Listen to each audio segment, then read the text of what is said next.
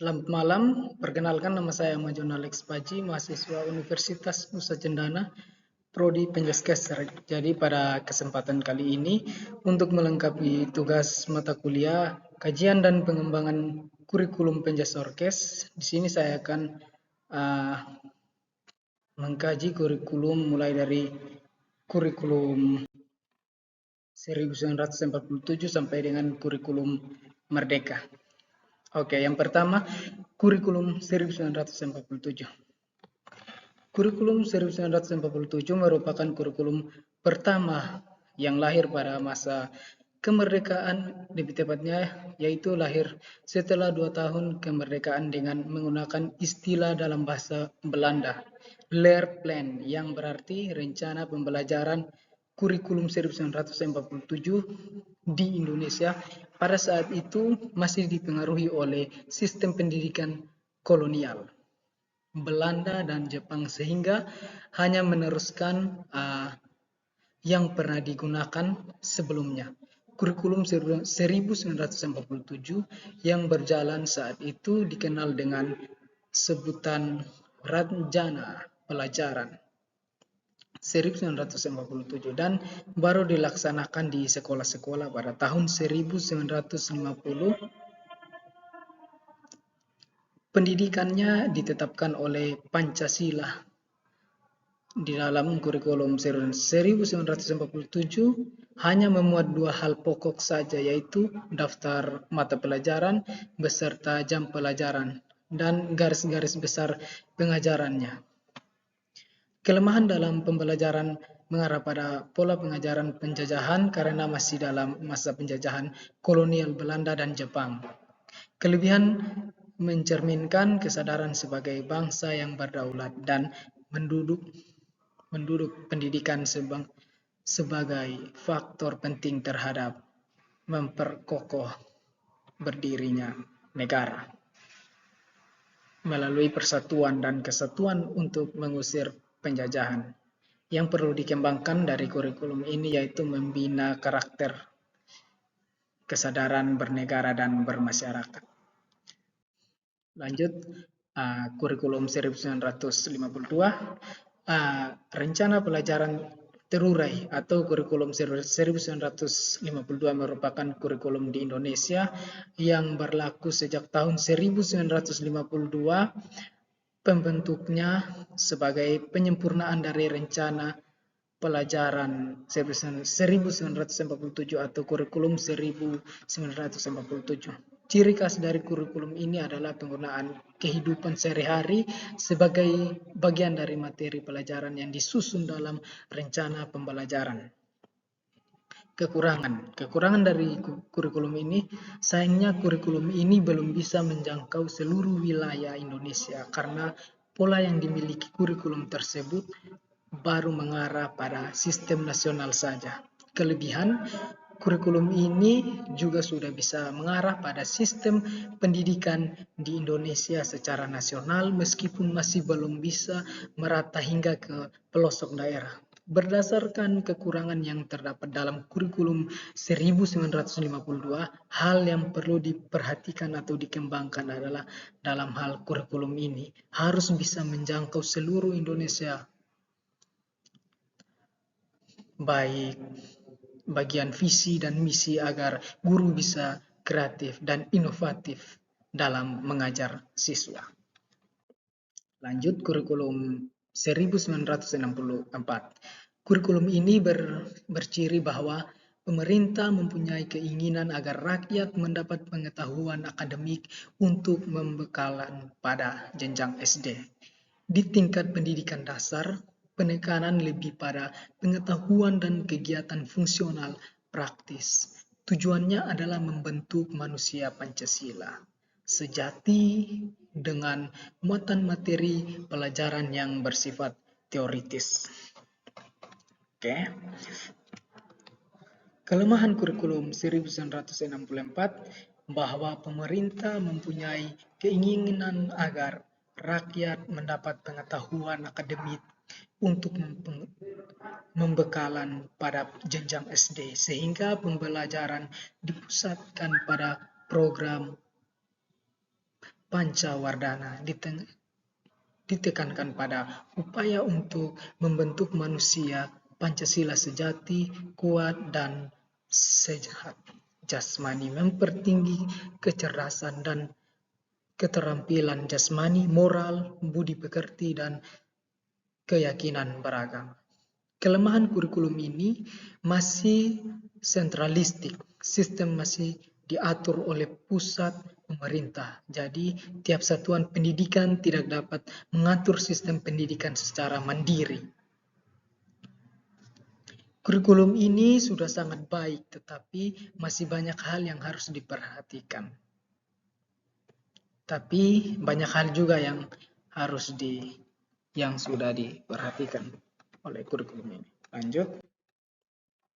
Kurikulum 1968. Kurikulum ini merupakan pembaharuan dari kurikulum 1964, yaitu dilakukannya perubahan struktur kurikulum pendidikan dari Pancawardhana menjadi pembinaan jiwa Pancasila, pengetahuan dasar, dan kecakapan khusus. Kurikulum 1964 bertujuan untuk membentuk manusia Pancasila sejati, kuat, dan sehat jasmani,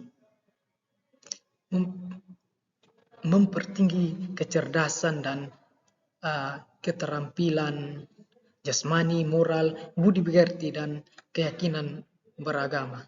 Kelebihan kurikulum pendidikan disusun sebagai pedoman pendidikan secara nasional, namun dalam penerapan di daerah ada kebebasannya diberikan, tetapi memperhatikan situasi, kondisi, dan sekolah yang bersangkutan. Kelemahan kurikulum: kurangnya belajar praktik keterampilan, meskipun sudah ada mata pelajaran yang perlu dikembangkan, menjalankan praktik keterampilan untuk meningkatkan keterampilan siswa. Pelajaran yang diberikan harus disesuaikan dengan keadaan, mengutamakan kebutuhan dasar pembelajaran bagi siswa. Lanjut, kurikulum 1975. Kurikulum ini memiliki ciri khas sebagai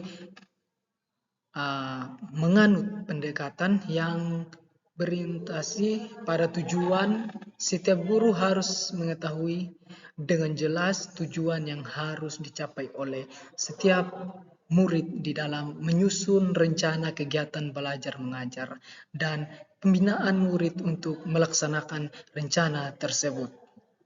Kelemahan kurikulum: beberapa kelebihan kurikulum 1975 yaitu berorientasi pada tujuan, mengarah pada pembentukan tingkat laku siswa. Kekurangan kurikulum pada kurikulum ini menekankan pada pencapaian tujuan pendidikan secara sentralistik sehingga kurang memberi peluang untuk berkembangnya potensi daerah. Berikutnya, kurikulum 1984. Kurikulum ini menggunakan pendekatan proses. Di samping itu, kurikulum mengutamakan orientasi menggunakan pada tujuan. Kurikulum 1984 mengusung proses skill approach. Metode pembelajaran menggunakan konsep CBSA atau dengan kata lain, siswa menjadi subjek dalam pembelajaran karena siswa diberikan kesempatan untuk aktif secara fisik, intelektual, dan emosional.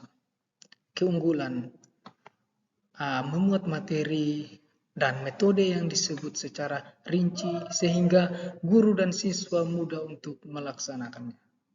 Kelemahan: banyak sekolah kurang mampu menafsirkan CBSA yang terlihat adalah suasana gaduh di ruang kelas lantaran siswa berdiskusi tidak sana sini, ada tempat gambar dan yang mencolok.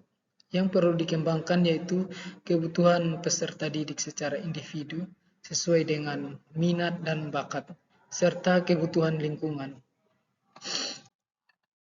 Lanjut, kurikulum 1994. Kurikulum ini bersifat populis, yaitu yang memberlakukan satu sistem kurikulum untuk semua siswa di seluruh Indonesia.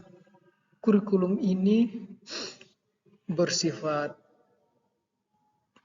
kurikulum inti, sehingga daerah yang khusus dapat mengembangkan pengajaran sendiri.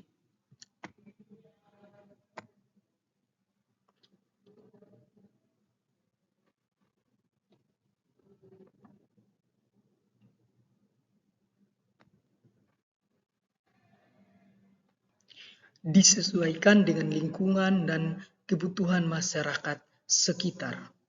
Kelebihan kurikulum penggunaan strategi yang melibatkan siswa aktif dalam belajar baik secara mental, fisik, dan sosial.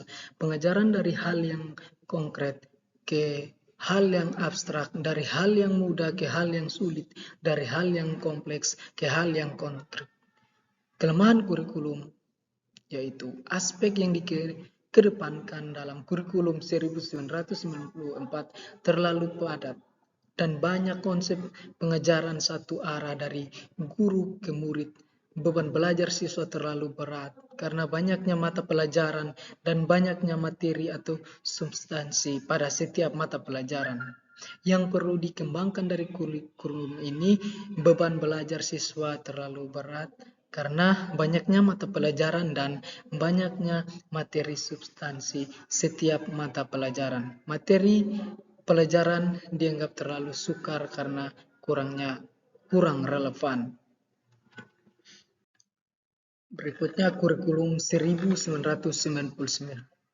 Apakah kurikulum 1999 hanya dibuat oleh kaki tangan birokrasi? Semoga saja tidak. Sebab di dalam sejarah tidak pernah ada kurikulum bikinan kaki tangan birokrasi yang hasilnya bagus. Bagaimana soal dana? Kiranya kita pun cukup maklum bahwa Departemen Pendidikan bukanlah lembaga yang berlebih dalam sosial uang. Kalau Departemen Pendidikan kaya dengan uang, maka tidak mungkin terjadi jutaan anak yang tidak melanjutkan.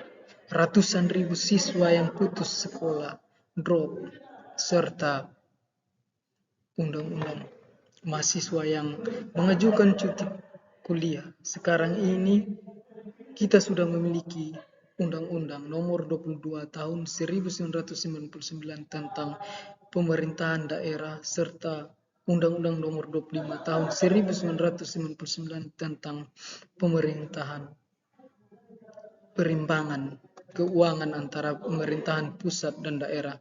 Menurut kedua undang-undang ini, daerah kabupaten yang sekarang disebut kabupaten dan daerah kota yang sekarang disebut kota madya memiliki otonomi di berbagai bidang sekaligus, yaitu meliputi bidang pekerjaan umum, kesehatan, pendidikan dan kebudayaan, pertanian, perhubungan, industri dan perdagangan, penanaman modal, lingkungan hidup, pertanahan, koperasi dan tenaga kerja. Berikutnya lagi kurikulum berbasis kompetensi KBK atau tahun 2004. Kurikulum ini lebih dikenal dengan KBK, kurikulum berbasis kompetensi. Adalah perpaduan antara pengetahuan, keterampilan, nilai, serta sikap yang ditunjukkan dalam kebiasaan berpikir dan bertindak.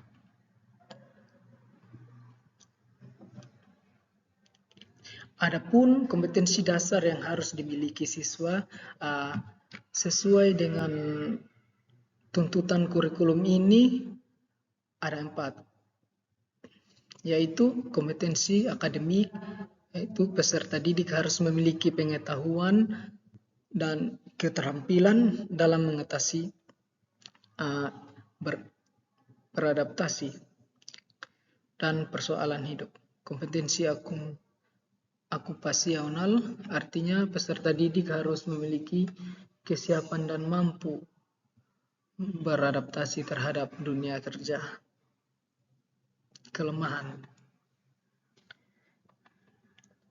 perlu dikembangkan dan memperhatikan keragaman karakteristik peserta didik dan kondisi daerah, mengeksplorasi kemampuan peserta didik secara optimal.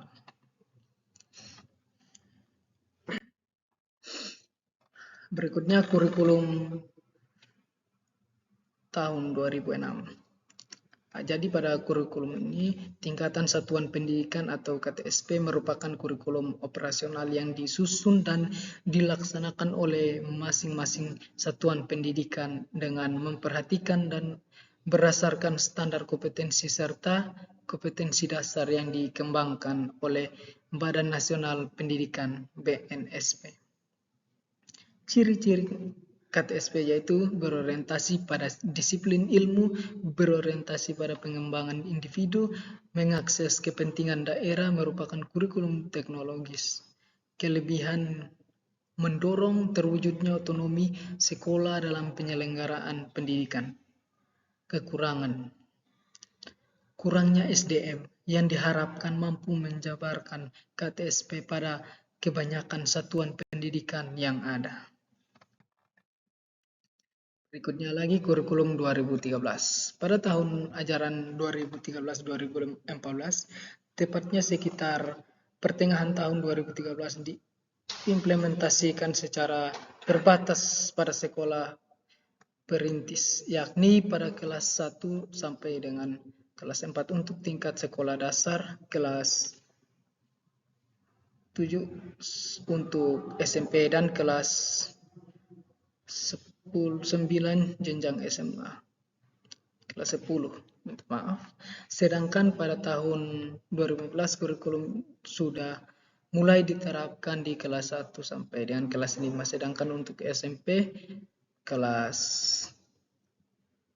7, 8, dan 9. SMA kelas 10, 11, dan 12. Kurikulum 2013 memiliki 4 aspek. Karakteristik pengembangan kompetensi beriman, mengembangkan keseimbangan antara sikap spiritual dan sosial, pengetahuan dan keterampilan, serta menerapkan dalam berbagai situasi di sekolah dan masyarakat. Kelebihan kurikulum: siswa lebih dituntut untuk aktif, kreatif, dan inovatif dalam setiap memecahkan masalah yang mereka hadapi di sekolah. Kelemahan dari kurikulum ini ada banyak guru-guru yang belum siap secara mental dengan kurikulum 2013 ini. Nah, yang terakhir itu kurikulum darurat. Kurikulum darurat, minta maaf, kurikulum ini pilihan yang bisa diambil oleh sebuah satuan pendidikan yang akan melaksanakan pembelajaran jarak jauh pada jenjang PAUD, jenjang SD, jenjang SMP, jenjang SMA, dan jenjang SMB, dan mengajar guru berkurang sehingga dapat fokus pada pendidikan dan pembelajaran esensial dan kontekstual dengan kurikulum yang sudah disederhanakan berdasarkan kompetensi dasar pada kurikulum 2013 dan berlaku pada tahun ajaran 2020-2021. Kelebihan kurikulum ini merdeka, yaitu beban mengajar guru berkurang sehingga dapat fokus pada pendidikan dan pembelajaran esensi dan kontekstual. Kekurangan yaitu keterbatasan akses terhadap internet yang stabil dan banyak wilayah di Indonesia belum dijangkau oleh internet. Baik sinyal komunikasi dan listrik pun belum mencapai beberapa wilayah. Yang harus dikembangkan dari kurikulum darurat yaitu akhlak mulia dan budi pekerti serta kemandirian siswa. Yang terakhir, kurikulum merdeka. kurikulum Merdeka Belajar merupakan sebuah kebijakan yang dikeluarkan oleh Kementerian Pendidikan, Kebudayaan, Riset, dan Teknologi sebagai upaya mengembangkan kurikulum dari yang sudah ada sebelumnya. Lahirnya kurikulum ini adalah hasil dari fenomena pandemi COVID-19 yang menyebabkan proses pembelajaran mengalami banyak kendala sehingga memberikan dampak yang cukup signifikan bagi satuan pendidikan. Kurikulum Merdeka Belajar dilakukan dengan lebih fleksibel dan berfokus pada materi esensial dan pengembangan karakter peserta didik. Karakteristik kurikulum Merdeka Belajar dilakukan dengan lebih fleksibel dan berfokus pada materi esensial dan pengembangan karakter peserta didik. Kelebihan kurikulum materi yang disampaikan dan dipelajari menjadi lebih sederhana. Kekurangan kurikulum ini adalah perlu evaluasi dan pengkajian persiapan atau baru ini dinilai masih belum matang. Maka dari itu perlu mengkaji yang lebih mendalam agar penerapan efektif dan tepat. Sekian hasil presentasi yang bisa saya bagikan. Terima kasih.